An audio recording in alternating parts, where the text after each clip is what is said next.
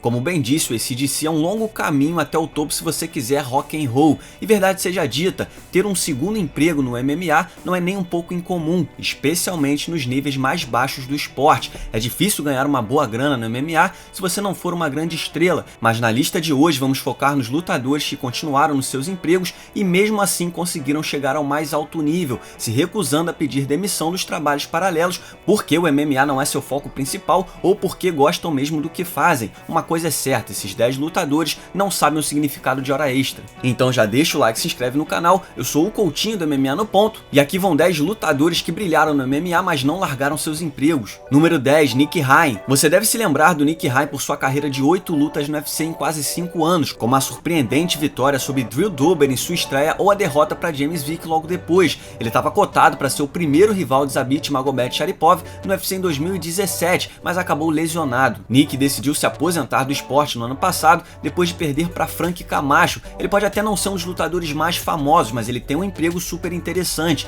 Nick foi um dos astros de uma série de comédia alemã chamada Os Kaminskis. O sobrenome dele no programa, aliás, era Kaminsky. O programa era sobre 3 irmãos que são donos de uma funerária e acabam se metendo em confusões. Hein era um dos personagens principais, o irmão mais novo e meio tonto. O programa chegou até a ganhar um prêmio de TV na Alemanha, algum Oscar alemão ou coisa do tipo. A série só durou uma temporada e foi na época em que Nick fez sua estreia no UFC, mas calma que tem mais. Além de atuar e lutar MMA, Nick trabalhou como policial federal por 11 anos em Colônia, ganhando o apelido de Judge Dredd. Uma pena que ele não decidiu usar esse apelido no MMA. Número 9, Ivan Menriva. Alguns lutadores nunca verão o MMA como principal atividade. Para quem competia no esporte antes do boom do TUF, então imaginar uma carreira lucrativa no esporte era um tanto quanto absurdo, e um desses caras era Ivan Menriva. Ivan começou a lutar em 2001 e perdeu para um tal de Georges St-Pierre no ano seguinte, mas seguiu a carreira até 2006, lutando quase 30 vezes e batendo caras como Joe Lauzon e enfrentando lendas como Matt Serra e Uriah Faber no UFC. Ele fez de tudo um pouco, sem deixar seus empregos de lado.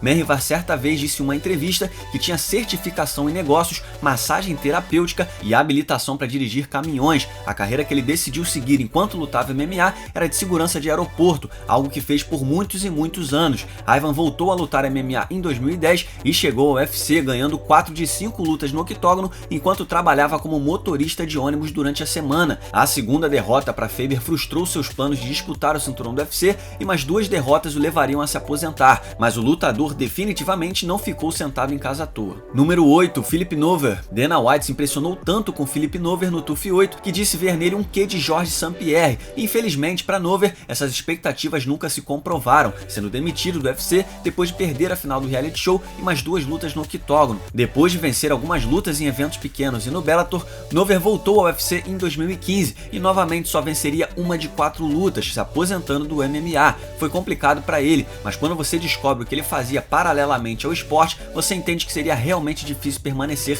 100% focado no MMA. Nover trabalhava na emergência em outras áreas de um hospital cardíaco em Nova York e ao mesmo tempo tentava justificar as comparações a uma lenda do UFC. O vice-campeão do TUF trabalhou recentemente na linha de frente da batalha contra a Covid-19 e você deve ter visto que a situação em Nova York não estava nada boa. Seu ex-patrão Dana White chegou a compartilhar um vídeo que lhe mandou para agradecer seus serviços no combate à pandemia.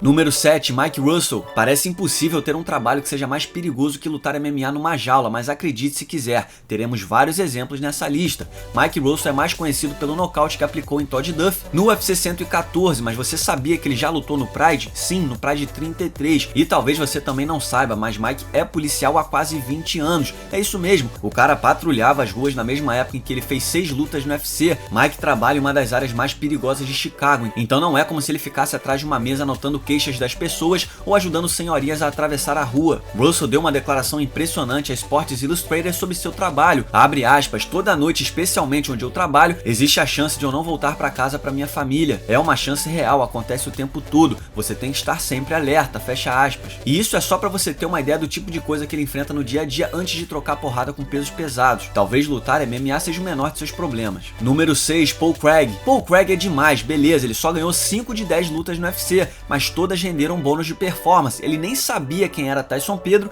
antes de eles se enfrentarem, ele nem assiste ao UFC, ele não tá nem aí. Quando ele não tá treinando MMA ou bancando o coração valente nas pesagens, Paul é professor em tempo integral. Paul virou professor antes de assinar com o UFC, mas escondeu sua carreira de lutador do diretor da escola até conquistar o cinturão do Bama, quando não deu mais para esconder a vida secreta de porradeiro que levou paralelamente a de professor de criancinhas. O lutador escocês estava de volta à sala de aula 2 dias depois de sua estreia no UFC, quando finalizou Henrique Frankenstein. Craig também trabalha com uma instituição de caridade chamada Skill Force, dá aulas de futebol e ainda é o paizão herói de suas filhas. Para completar, ele trabalha com orientação vocacional, é o tipo de vaga que ninguém quer pegar e ele mata no peito. Belo trabalho do grandalhão escocês. Número 5, Paulo Thiago. Paulo Thiago ficou conhecido pelo nocautaço que deu em Josh Koscheck em sua estreia no UFC e a finalização sobre Mike Swick. Ele não conseguiu emplacar uma boa sequência depois disso e acabou demitido em 2014, mas a fama dele se ampliou mesmo pelo trabalho que ele fazia no BOPE. Ser um policial já não seria um trabalho fácil, o cara ainda fazia parte da tropa de elite em Brasília. O Caveira era osso duro de roer a violência aqui no Brasil não é nada parecido com a maioria dos outros países ditos civilizados do planeta, e o cara botava a cara a tapa no dia a dia. Em entrevista a um site americano, Paulo disse que seu trabalho consistia em enfrentar situações de grande perigo, o que acabava endurecendo seu espírito. O Caveira ficava mais calmo em situações que levariam um ser humano normal à loucura. Então convenhamos, pelo visto lutar no octógono era uma boa distração para o Caveira.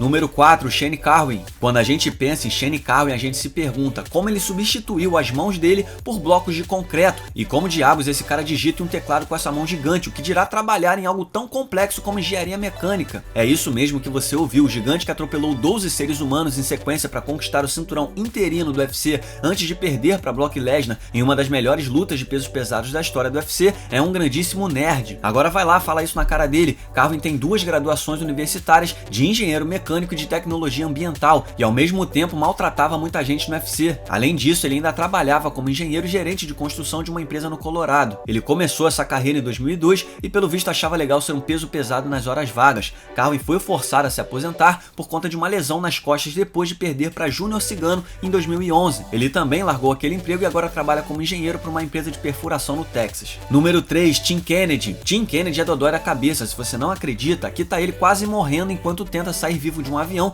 depois de tacar fogo na aeronave só para dar audiência a um programa de TV, mas isso é moleza perto dos trabalhos dele. Aqui tá ele sendo atacado por um touro, de novo molezinha. Dono de um dos empregos mais tensos dessa lista, Kennedy se alistou no exército em 2004, quando já tinha 6 lutas de MMA no currículo, e tem servido de alguma forma desde então. Mesmo quando lutou pelo Strike Force no UFC, Tim se formou na escola de elite em 2007 e se juntou às forças especiais do exército logo depois. Ele já fez parte de muitas missões como incursões no Iraque e outras que a gente não deve nem ter ficado sabendo. Kennedy é patente alta de verdade. Ele mudou de área ao se transferir para o Texas em 2009 para poder focar mais na carreira no MMA, mas voltou às forças especiais depois de se aposentar do UFC e continua se colocando em situações de quase morte para o entretenimento de todos na TV. Número 2, Demetrious Johnson. A realidade do MMA é que muitos lutadores dos níveis mais baixos têm outros empregos e não conseguem nem se bancar direito, mas alguns atletas da elite do esporte também se encontram em situações semelhantes, o que torna difícil largar empregos para viver só do esporte. Demetrious Johnson trabalhava em turnos de 12 horas numa fábrica de reciclagem em Washington no início de sua carreira no MMA. Ele dirigia empilhadeiras durante o dia, batia a ponta e treinava de manhã e à noite. Claro, era difícil fazer um bom dinheiro nos eventos pequenos, então Demetrious Johnson largou o emprego pouco antes de disputar o cinturão do UFC